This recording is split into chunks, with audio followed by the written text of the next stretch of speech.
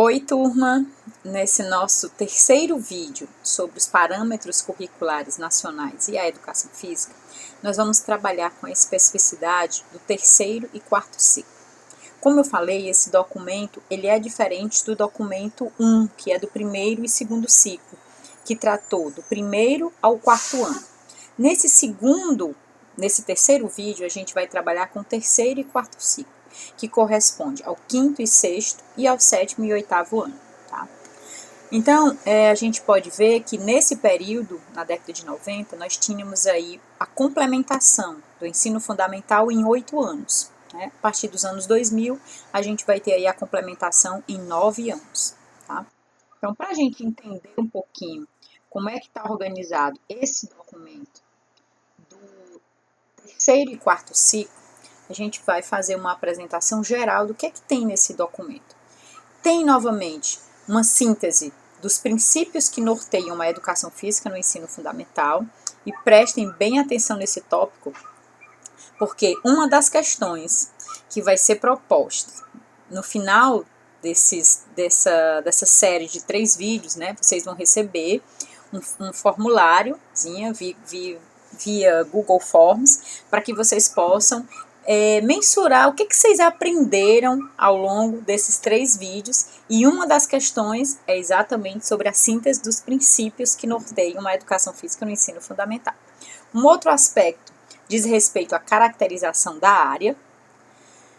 Voltamos, que aí isso aqui já temos no primeiro documento, né? Em aprender e ensinar a educação física no ensino fundamental, no terceiro e quarto ciclo, também a gente tinha o a ensinar e aprender no primeiro documento, e os objetivos para o ensino fundamental.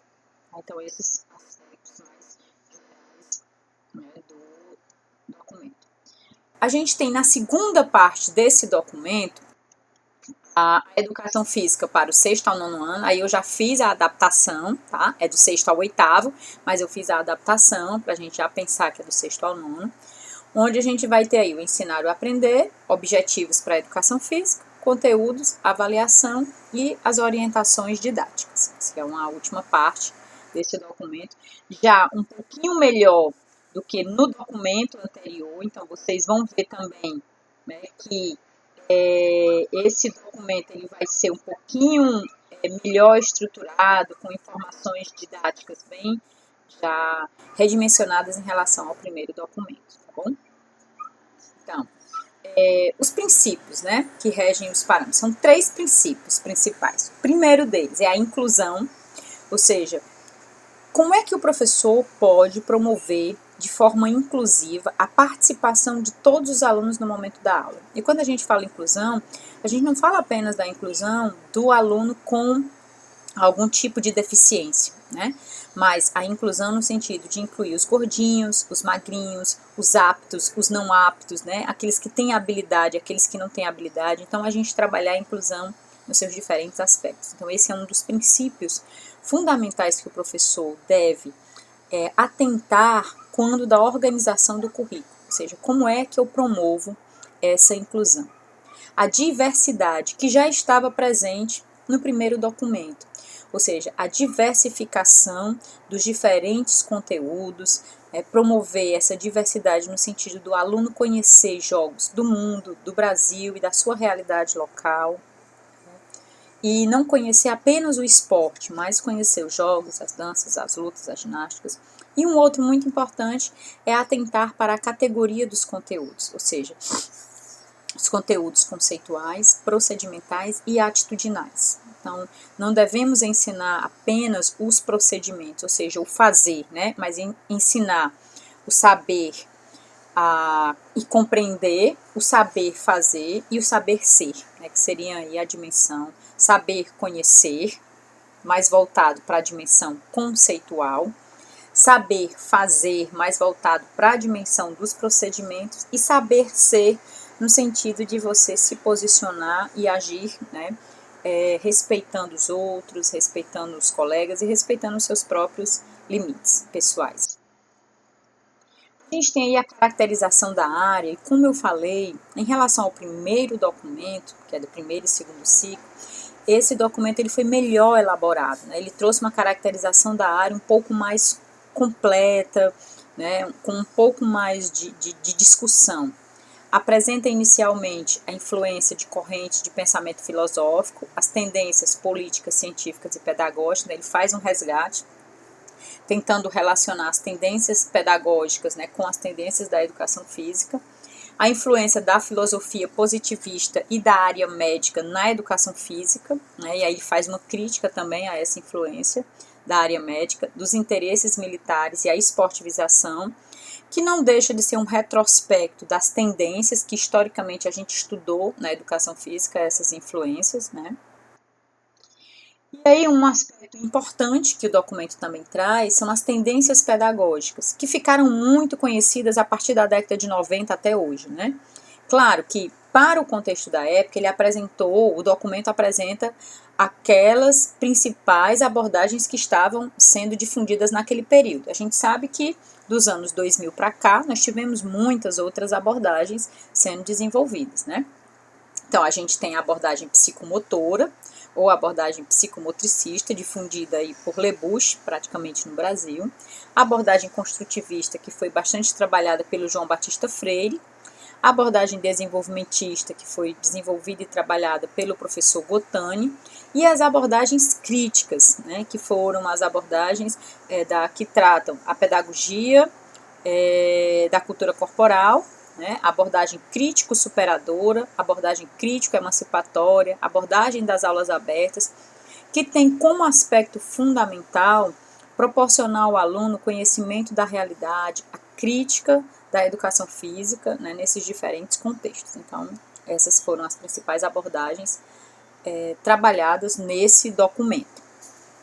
E aí é muito importante que vocês possam depois voltar ao texto do documento e fazer uma leitura, claro, se vocês ainda não tiveram acesso a esse conhecimento em outra disciplina, tá?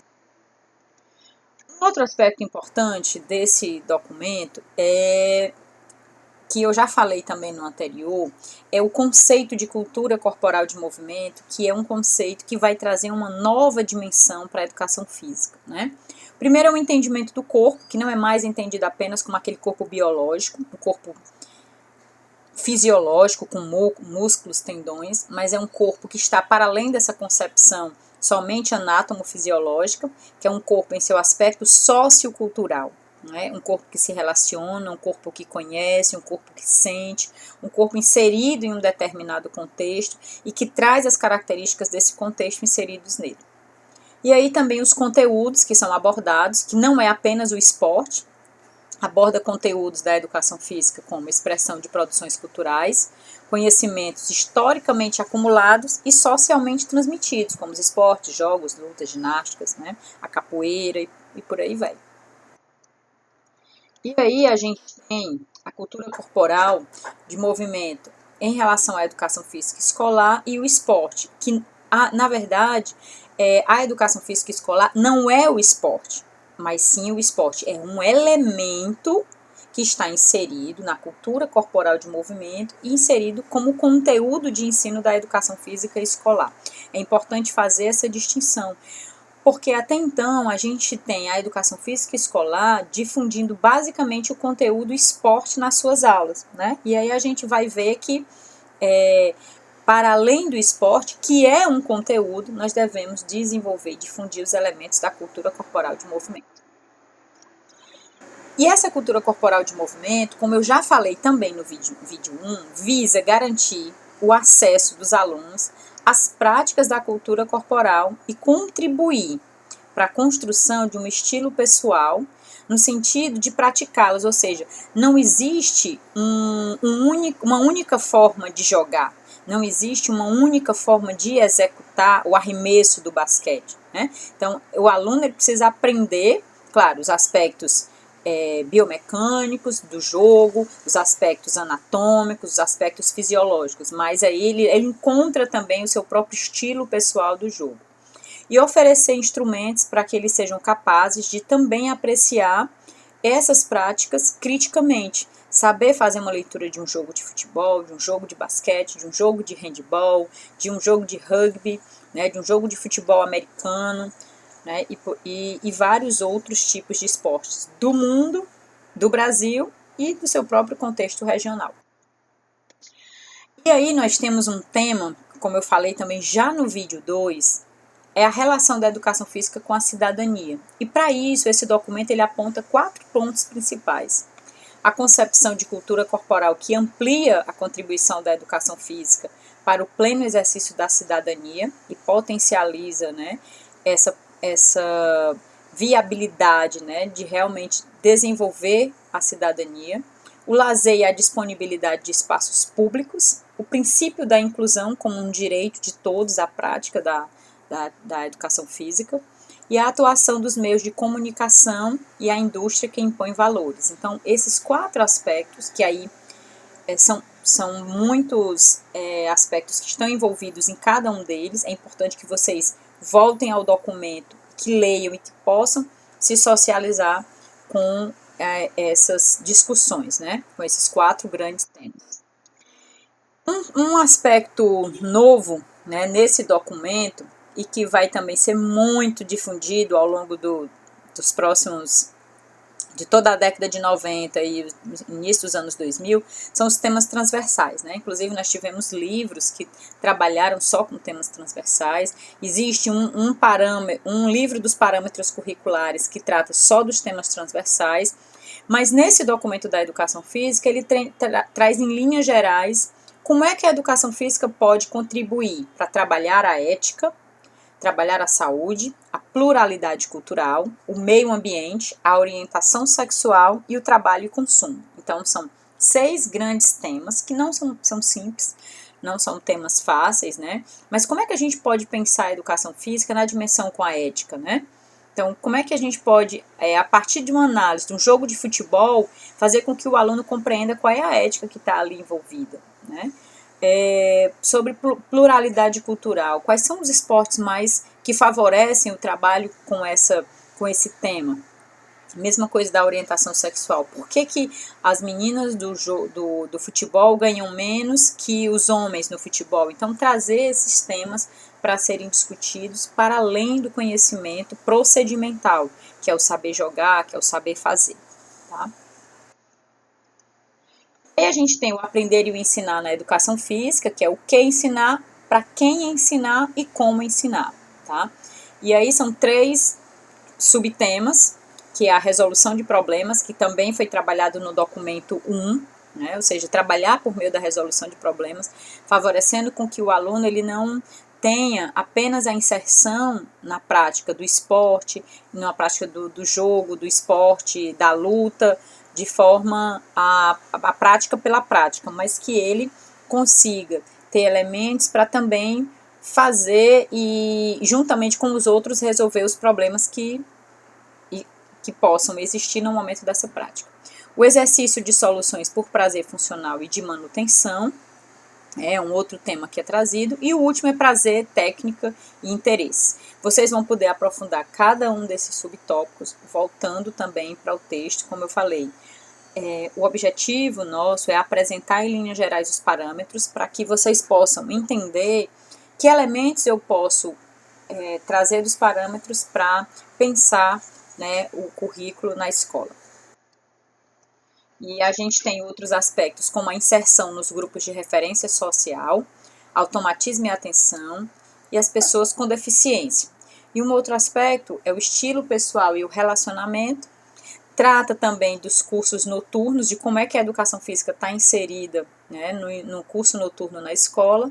E, por fim, a avaliação na educação física, que é um tema específico, que nós vamos ter um vídeo só sobre a avaliação. Como avaliar, o que avaliar. Então, todos esses subtemas, gente, que aparecem no tópico Aprender e Ensinar, vocês vão poder aprofundar indo lá para o texto, tá? Os critérios, né, de seleção dos conteúdos são os mesmos dos que nós vimos no vídeo 1, do primeiro e segundo ciclo.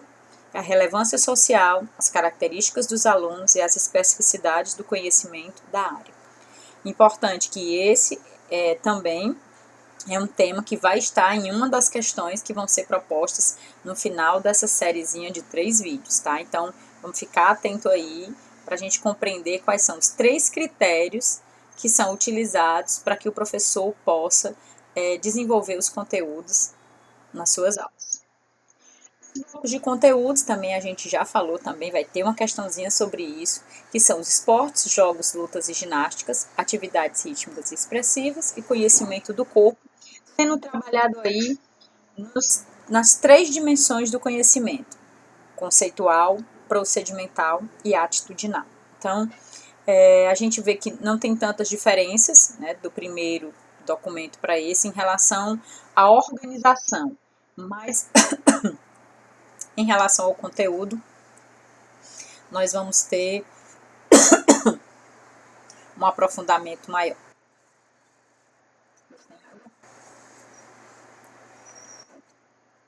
Aqui é o último. Aqui é a mesma coisa do anterior. Nesse ponto, na avaliação, a gente vai ter aí 3 critérios: grau de autonomia e a faixa etária. Vejam que já está um pouco mais específico do que o anterior, né? E aí vamos ter 3 critérios: realizar, valorizar e saber relacionar os elementos da cultura corporal com a saúde. Volto a dizer, a gente vai ter um tema só sobre a avaliação. Quando a gente for trabalhar esse tema, a gente vai voltar para falar de como é que os parâmetros trazem a avaliação.